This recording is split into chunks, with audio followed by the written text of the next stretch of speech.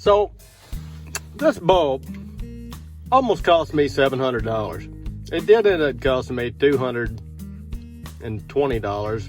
The mechanic worked on the truck about 4.5 days and couldn't figure it out. They ended up refunding me $390 because my ABS light was on, and also the light on the brake control module was lit up all the time.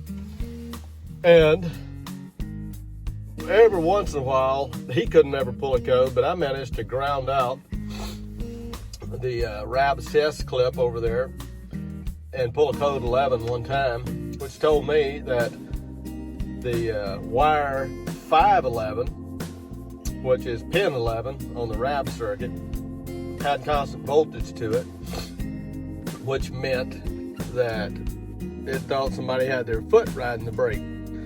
So if you put LED lights in one of these old trucks or any other thing, or even if you don't do something, if you're driving along and when you hit 16 miles an hour, this ABS light comes on. If that ABS light comes on and stays on at 16 miles an hour, it'll stay on till you turn it off, and then it resets itself. So to check that code, you have to leave the truck, the key on, and then you go over there and you check your code. It won't pull one in the computer. And you might get a code 11, you might not get anything. It depends on how much current these are pulling.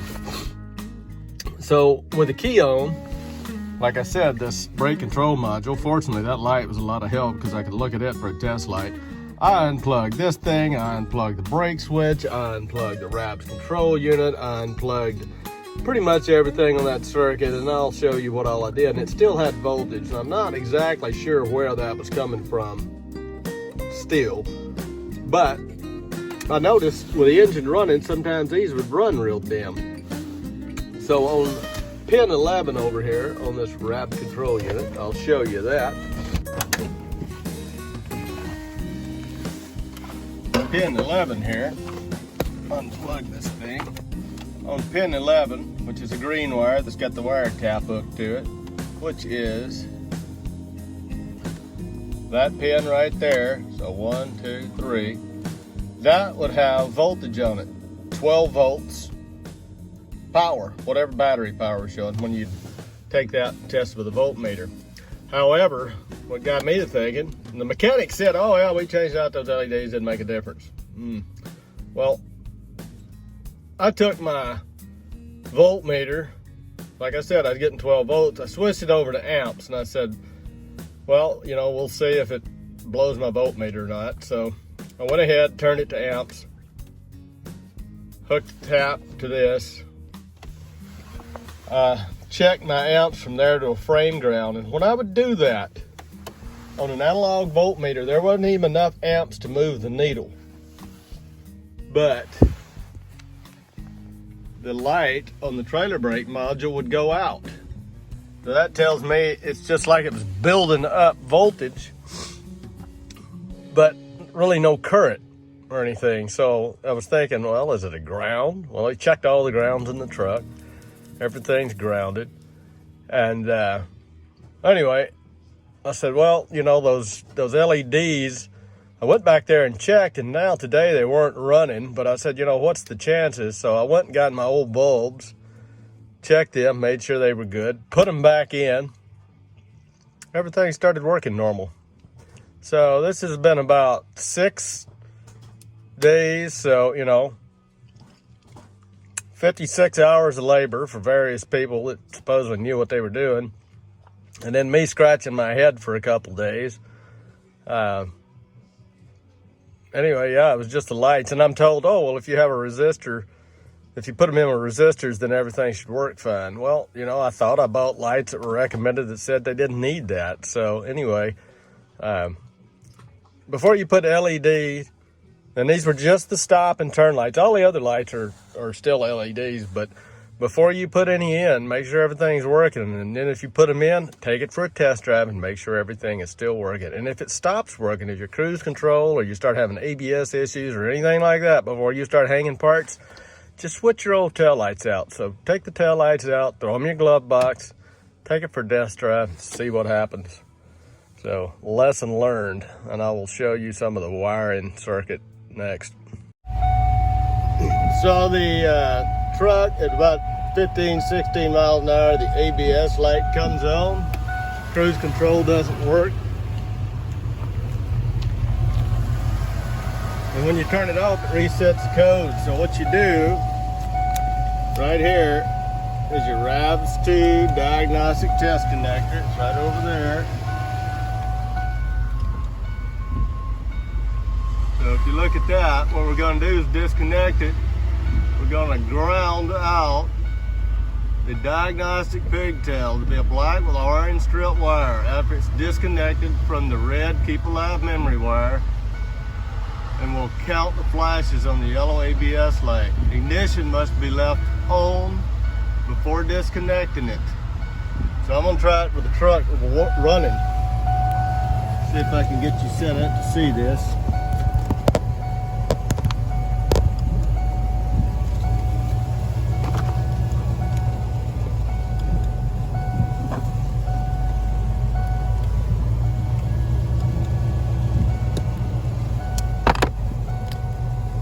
So now I've disconnected it.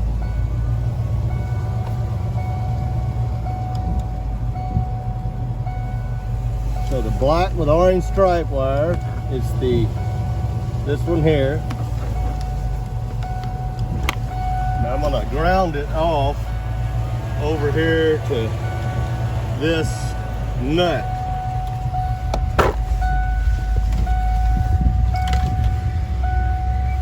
I'll get you set up here, so hopefully we'll watch that ABS light. Goes off.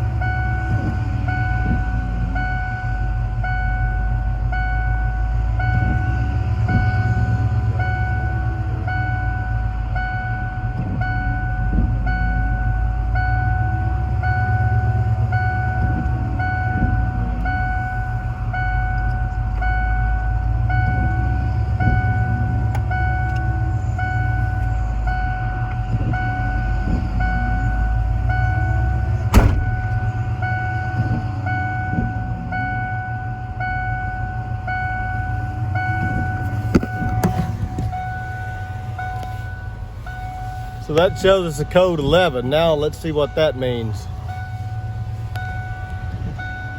We're looking in the glove compartment. There's a light switch for that. That bulb gets hot. So take a screw out here, screw out there, and that is a T15 if you're using Torx. Then I take it's set like this. So there's the part number F3TF-2C018-AB is in Alpha Bravo. This is a RAVS2 module. So if you had a truck that's like 92, maybe early 93, I don't know, but if it was a 92 and somebody worked on it, they could have upgraded from a RAVS1 to a RAVS2 module, and then you've got some more things that may not store codes. So the first thing I see here is I've got orange tape on this. I don't know that that's from the factory, so maybe somebody's been in here before. So I'm gonna unplug this.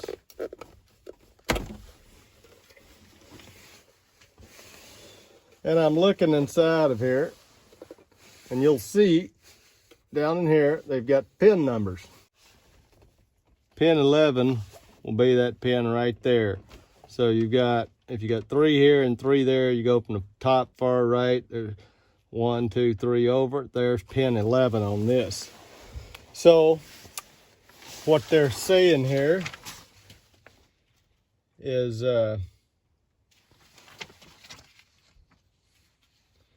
intermittent open in circuit 511. This would be between module connector pin 11 and the stop lamp switch. So question is, this pin 11, is it hot at all times? So it looks like the other side of the stop lamp switch is hot.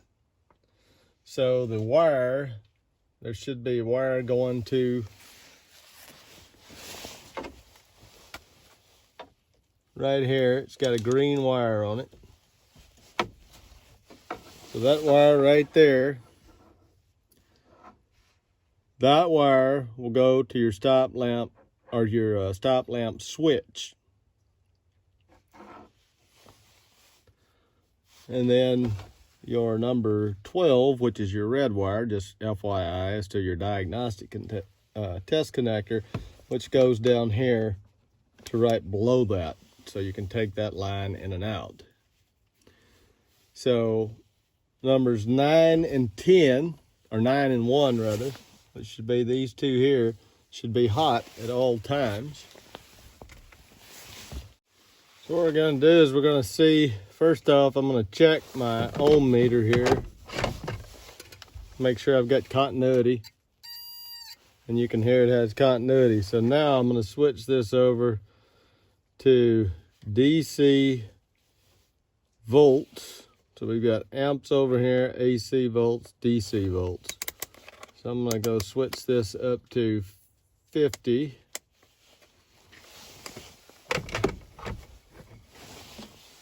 So pin 12 should be hot at all times.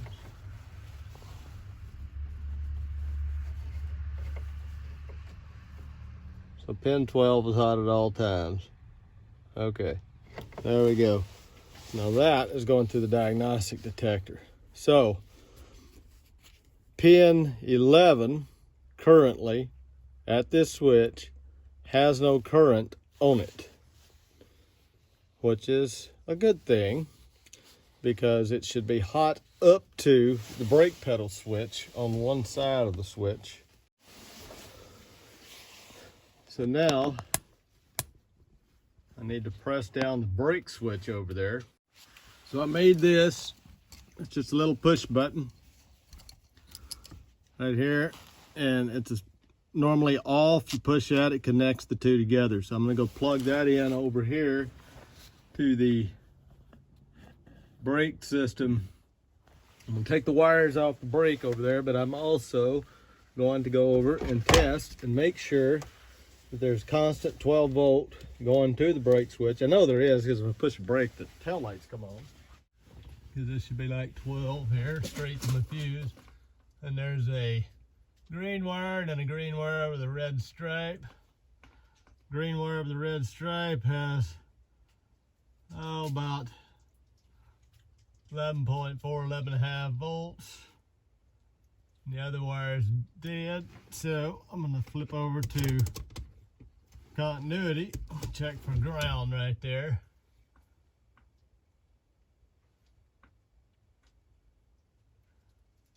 Looks to me like there's a little bit of ground on it, even though it's unplugged. So if I do my ohms,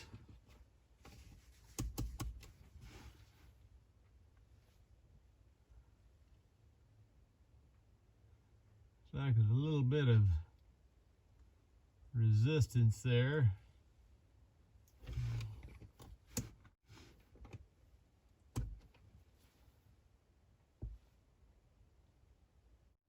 So there is some current flowing through this ground wire, and right now it should not have current going through it. So we see one issue. So it's grounded out somewhere in that harness most likely. So I'm going to plug this in there. And hopefully I'll be able to reach over and grab it.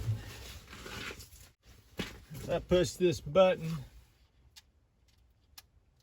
my brake lights go on and off. So now I will be able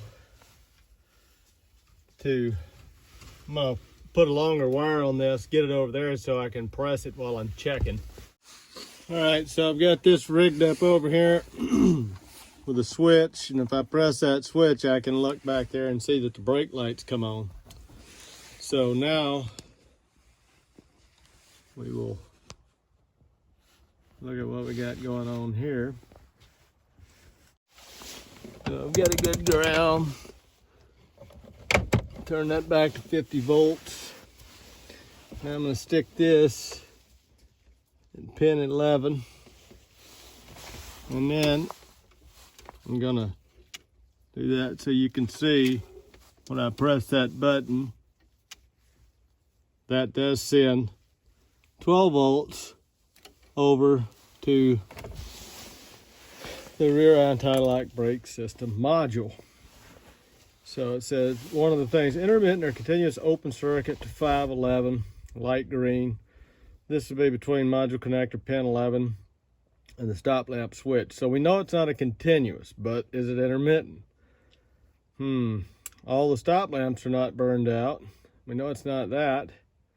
Terminal back out and module harness connector at pin 11. So we'll have to check that. And then a worn or damaged stop lamp switch. We've eliminated that.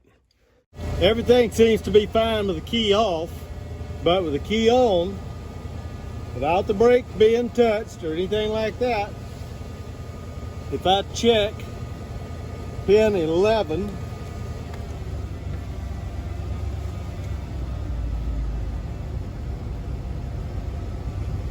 I have voltage. If you look over here at the meter, turn it to 10, you'll see that swing all the way up. So you can see I do have voltage there when the truck's running. So there's a short in that wire from something. Not sure what it is. Now if I turn the key back off, and I check, there's no voltage. So that's our problem. Now I've just got to find where that power is coming from, because the thing is back feeding through that, through our stop lights, through our brake controller module, and maybe even through the little LED on the low range button on the four-wheel drive. So I'll have to look at those circuits. Well, and I pulled out all the fuses out of the interior fuse panel, and when the key's on with the engine running, well, when the key's on, it still has power. All right, so at this point, I started off by pulling the fuses of the affected circuits inside the cab that I thought would mess with it. Nothing did, so got upset with it. So I pulled every fuse and relay in the cab, and the brake circuit still had power with the key on. So I came under the hood here, pulled every circuit and relay in this, and what I found was, so that right there is to your door chime, by the way. We've got PCM relay alone by itself will give power to the brake circuit. And then I believe this is number N, which is a 50 amp maxi fuse. That alone by itself will give power. So if you put that in there by itself, or if you put this relay in by itself, either one of those independently will give power to that circuit. So part of what I did here is I traced the circuits out, and this is during my troubleshooting. So I noticed if I pulled P out, or if I pulled out my PCM power relay, the light would go off. The voltage would go off, the lights would go off on the circuit, and I'd lose that voltage. It was giving me problems. So, you know, I look, pull down here, multi-function switch goes through there, comes up, and that's your blinker switch, by the way. Comes up, feeds fuse 1, feeds fuse 7, goes through fuse E, this is your underhood fuse box here. Comes up, it's got your speed control, Canadian stuff, I'm in America, it doesn't matter. Heated O2 sensor, comes over here to your manual lever position sensor, be on your side of your transmission there. And then this actually should have went back over here and fed, which one was it? One of these relays here. So, but anyway, instead of going back over there, kind of drew it out over here. So trailer backup lamps relay, which would have been this relay and a little box off the side. Yeah. So this wire would have actually been over here, fed that, and turned around. It just dips in and out of the dash and stuff. So these are like different connectors. This 202 connector C202. That's actually your firewall, is that line there. So anyway, it comes down. So if I pulled, I never even messed with any of this stuff, but that would go back up to a trailer relay circuit. So that didn't have anything to do with this. That's your backup light circuit, taps off of that wire that comes from your manual lever shifter. So there's a lot of different wires that tie into all this stuff. Anyway, you can see how it would make you pull your hair out. So for me to start eliminating stuff, what it was, so we had, like off your multi-function switch, you have circuit 511. So like I said, turn signal switch. So this 511 wire, so one thing that could cause the problem is a continuous or intermittent open in this wire. So, you know, this wire was hot all the time. I unplugged the brake light switch, took it out of the circuit. This wire is still hot. I unplugged the, okay, so that's a speed control server amplifier. So this is the plug-in on your cruise control in front of the driver's side of the truck, under the hood by the master cylinder there. Little square top box, got a cable on it that goes over to the throttle body. Unplug that connector. This line was still powered.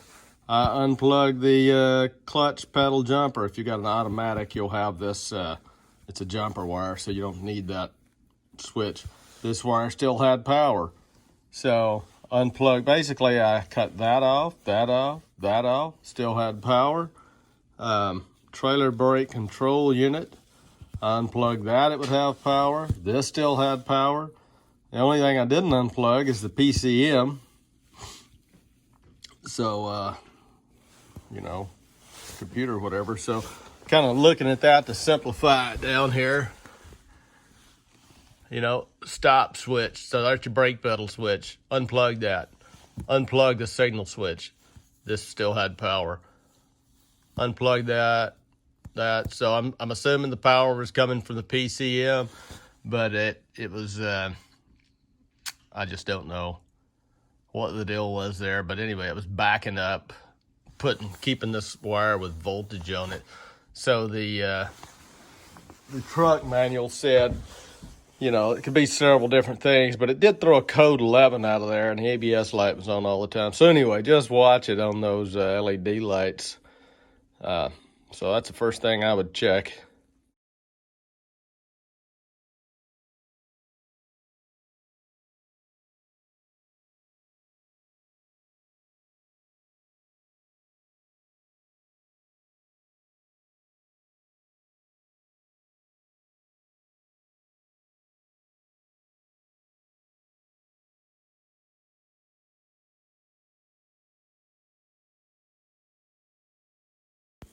I am not a mechanic, but I do enjoy working on electrical stuff. If you find a mechanic who's good at electrical troubleshooting and can do it fast, I would keep their phone number, because it seems to me that they're very rare. I should have caught this sooner, but I trusted that they took the taillights out and took it for a test drive. But now that I think about it, I don't think they did. And that was the problem. That, and I should have never put LED lights in my truck. Dang it.